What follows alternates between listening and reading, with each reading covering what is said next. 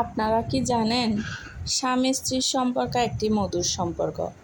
তবে এই দাম্পত্য জীবনে নানা সমস্যা দেখা দিতেই পারে, কিন্তু আমরা এই সমস্যাগুলোর সম্মুখীন হতে চাই না।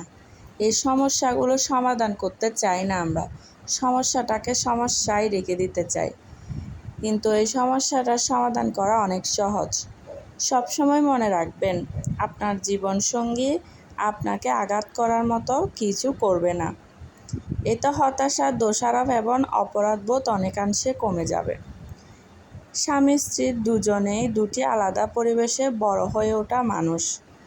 তাই এই দুই আলাদা প্রকৃতির মানুষ একে অপরের সঙ্গে থাকতে হলে সবার আগে বিশ্বাসটাই হচ্ছে মেন। শেয়ারিং স্বামী স্ত্রীর সম্পর্কের মাধুর্য বাড়িয়ে দেয়। আমরা চেষ্টা করব সবসময় সব কিছু শেয়ার করার, একে অপরের সুখ দুঃখ সব কিছু ভাগাভাগি করার চেষ্টা করব। স্বামী স্ত্রীর সম্পর্কে বিন্দুমাত্র গোপনীয়তা থাকা উচিত নয়। এখন বেশিরভাগ স্বামী স্ত্রীকে দেখা যায় একে অপরের থেকে অনেক কিছু লুকায়, সহজে বলতে চায় না। এটা কিন্তু উচিত না। কখনো কখনো স্বামী স্ত্রীর মধ্যে একজনকে ছাড় দিতে হবে। যদি আপনি ছাড় না দেন, তাহলে অবশ্যই সংসারে অশান্তি নেমে আসবে। অবশ্যই স্বামী কিংবা স্ত্রী যে কোনো একজনকে ছাড় দিতে হবে। দম্পতিদের একে অপরের প্রতি আরও কৃতজ্ঞতা দেখাতে হবে। একে অপরের প্রতি কৃতজ্ঞতাটা যদি আপনি না দেখান, তাহলে আপনার সংসারটা কিভাবে টিকবে বলেন তো দেখি।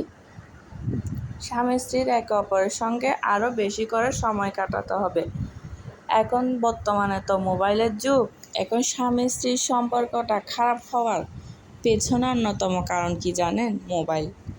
এখন স্বামী হোক কিংবা স্ত্রী, মোবাইলের পিছনে এমনভাবে মুগ্ধ থাকে, আর অন্য কিছুর খেয়ালই থাকে না।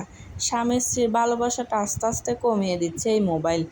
আপনারা চেষ্টা করবেন মোবাইলকে সময় না দিয়ে স্ত্রী স্বামীকে সময় দেন, স্বামী স্ত্রীকে সময় দেন।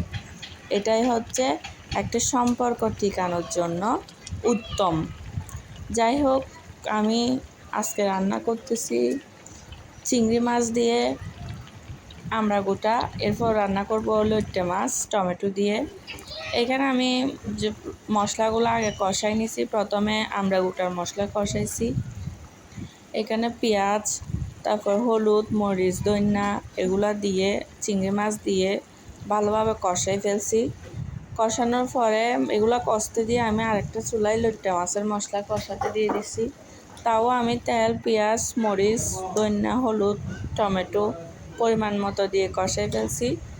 এখন দেখতেছি আমার আমড়া গোটাগুলা হয়ে গেছে, ওইদিকে লইট্টে মাছটাও হয়ে গেছে। ভাতটাও আমি আর চুলায় বসাই দিছি। এখন আপনাদের ভাইয়াকে খেতে দিছি, দুপুর হয়ে গেছে। দেখেন, ওকে বলতেছি দেখো খেয়ে কেমন হয়েছে। ও তো খেয়ে বলতেছে অনেক মজা হয়েছে। নাকি এই খাবারটা আগে কখনো খাই নাই, এই প্রথম। তাহলে আমাদের ভিডিওগুলো যদি আপনাদের ভালো লাগে, অবশ্যই আমাদের পেজটিকে একটি ফলো করবেন।